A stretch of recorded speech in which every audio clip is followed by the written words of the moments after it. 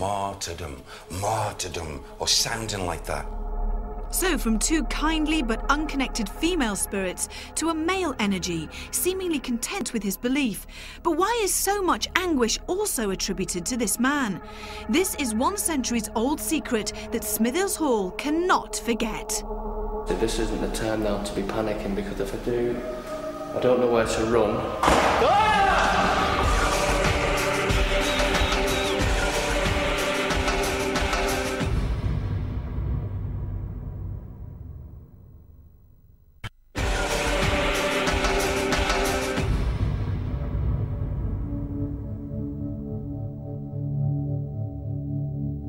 Most Haunted's home for the day is this Lancastrian manor house, Smithills Hall. We do know that some of these rooms date as far back as 1335, but this is also a home that has since generated a whole host of tales that may well account for its modern-day reports of paranormal activity. Derek's attention has been drawn away from 2 astral ladies to a man with an intense religious belief, and as we were about to discover, it was these same beliefs that forced him to an early grave. As I come here into this atmosphere, I feel as if I just want to escape from this room. Here, on that side, when I come to this section here, it's a reflection of spirit people sitting there. And it's like they're viewing and they're listening to everything that's going on. Then I get another person who seems to be hell-bent on trying to get someone to submit. You will say what I want you to say.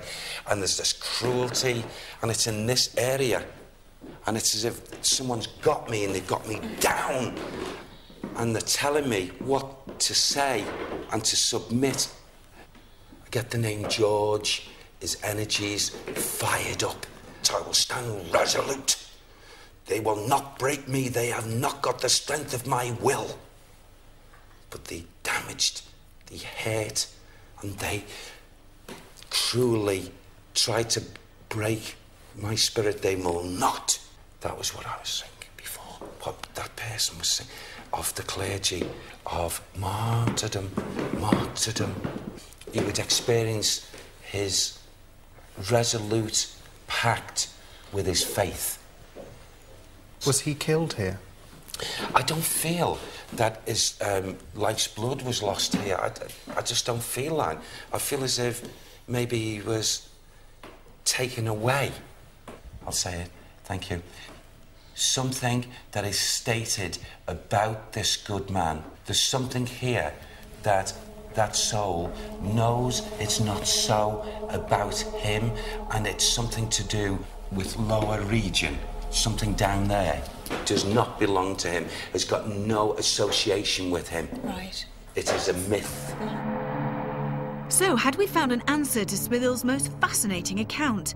No one truly knows if the tale of George Marsh's indignant footprint is indeed fact or fiction. But what is known is that this Protestant curate was taken to Chester, where he was unmercifully burnt at the stake. In a hall that appears extremely active on every level, we head to the crumbling east wing that was once a care home to elderly ladies. Okay, right. Again, we come into this area. I don't know whether it's these windows here. I'm guessing whether it's one of these 2 spirit ladies that have linked in this building, or whether it's another separate spirit lady. But it seems as if I'm drawn to these windows, as if I'm, you know, just taking the place of the spirit person and just looking through. I wouldn't be at all surprised whether that spirit lady has been seen through the windows, you know, quite clearly. Okay. Who would she have been then? I don't feel those 2 that we got on the lower level. I'm getting a light-haired young lady, most definitely in service, or she was maid, or she certainly wasn't of, like, high position. Okay. She's not found her peace, she's not found her calm, because maybe the manner in which she lost her life. And when would that happen, do you think? You know, I'm coming forward with this young lady to about 1800 and something. Right. Yeah. Person with a vivacious sort of personality, laughing, joking, a good soul. But when she came out of her physical body and she realised she was of the ethereal body, that personality changed a bit. And when she comes round and what have you, she could be probably heard, you know, screaming or shouting with anger. Right. Only simply because the reality, she didn't have a full life. It's a shame, isn't it? What's her name? Rose. Rose. Fletcher. Oh, right, that's great. Rosemary Ann Fletcher. Well, 1884. Right, 1884. There was something radically wrong in the front part of her body here. Is that what you think she died from? Yeah. And she's active in this particular area? I feel she moves about in this top area, yeah. Okay. Throughout Derek's reading, we were also constantly checking the green room for Kieran's trigger object test. These glasses are often thought to move without the aid of human hands. So far, his motion detector remained silent. We were, though, now very keen to see what else lay hidden here, and no sooner had David Wells entered the building than another recent and residual spectre came storming into his consciousness. This feels... It's kind of like all this part. There's one male. There's a religious feel as well about this whole area. But he's running up and down as if he's on fire. What was he? Burned, involved in a fire? The actual individual I'm seeing is presenting initially on fire, so his body is on fire, so I suggest that he was burnt for witchcraft or... Do you know what I mean? He was burnt because of his faith. He was burnt because of his beliefs. When this happened to him, when he was burned for his beliefs, how old would you say he would have passed over? Maybe late 30s, early 40s, so he doesn't seem particularly old. Now you know I'm going to ask you for a name. So I'm going to go for George, because we get Georges. Okay. And he's got quite an obvious nose. It's like a button nose. You know, it's like quite big, but with a bulbous bit on the end.